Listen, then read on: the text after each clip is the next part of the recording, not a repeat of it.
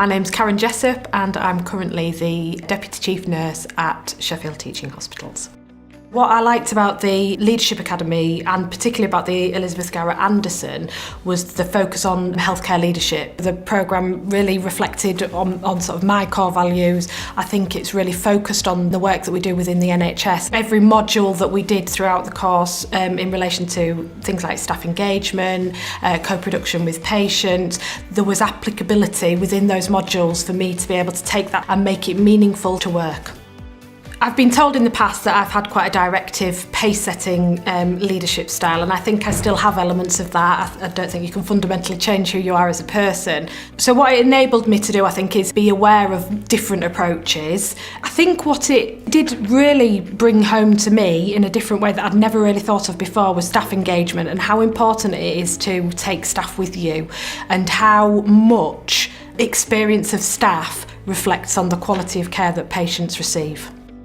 I would say that being patient-centred is at the core of everything that I do as a registered nurse. And I don't think that the Elizabeth Garrett Anderson programme changed that particularly, but what it did make me do is pay more attention to how I can involve patients more in decisions about service design, from things that should be really, really simple, such as visiting times, to establishing sort of a patient relative involvement group for intensive care, which is one of the things I did in my previous trust.